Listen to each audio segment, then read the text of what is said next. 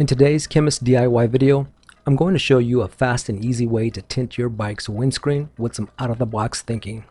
This tinting option is easily removable and offers a multitude of colorway options.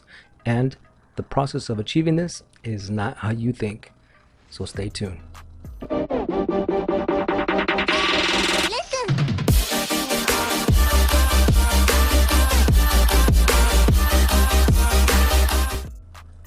Alright, so if you caught my Suzuki restoration build series, in day 6 I came to a crossroads with my windscreen selection, asking you guys for your opinion on which windscreen I should roll with. Now while I love the blacked out color of the provided I-fairings windscreen that came with the kit, I wasn't particularly fond of the overall high-rise slope. I don't know, call me crazy, but the provided windscreen kind of reminded me of a head of a triceratops. My old Puig, on the other hand, is a perfect design in my opinion. The flow of the slope just seems to complement Lucy's curves.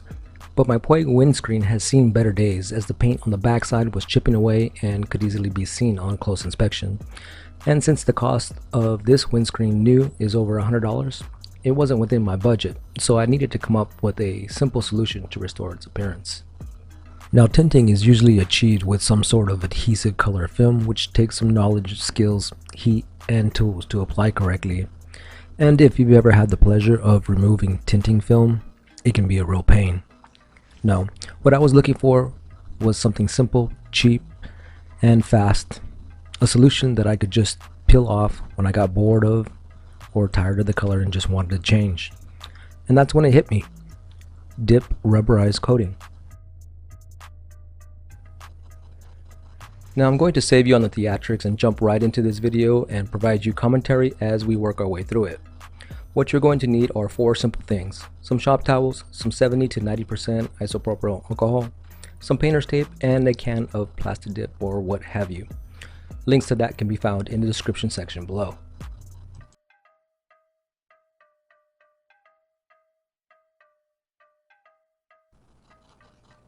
Now rubberized coating is very durable and comes in a variety of colors and even offers a gloss coating if you're looking for a shine. But the way I'm going to be applying it today, we're not going to need that. Prep work for this is pretty simple and straightforward. Mask off the areas of the windscreen where we don't want overspray to get on with the painter's tape. Since I'm only going to be painting one side of the windscreen, I'm just going to outline the edges of my windscreen to protect the underside from possible runs.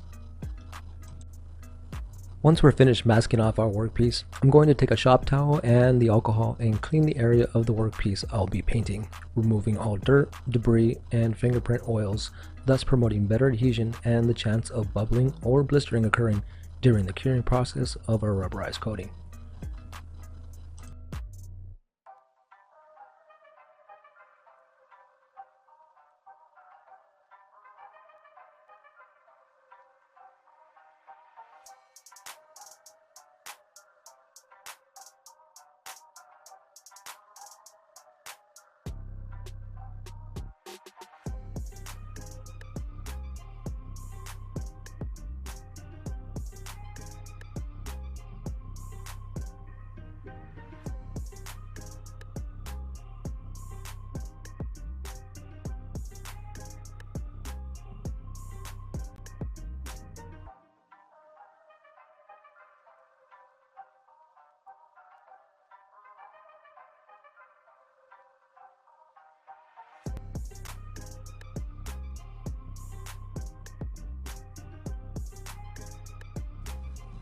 For my second and third coats, I waited 15 to 20 minutes between spray sets and laid down my spray pattern coats in the exact same overlapping fashion.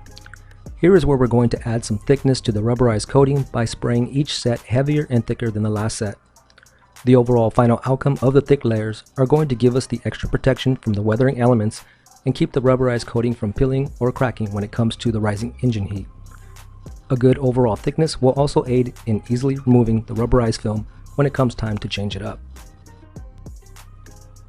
Okay, so once I was finished with my last coat, the dip rubberized coating looked like the skin of an orange peel. Not very appealing. No pun intended. But give it time to settle and cure. Speaking of time, I let my freshly painted windscreen cure for about 2 hours, and when I returned, well, it looked like this. just the look I was going for on the underside. And here's what the onlookers see. Well guys, now you know how to tint your bike's windscreen with a simple, cheap, and fast solution that's easily removable and comes in a multitude of colorway options. Let me know what you think in the comments below. Is this something you see yourself doing? Do you like projects like this and want to see more from me? As always guys, I'm the Chemist and I'll see you next problem.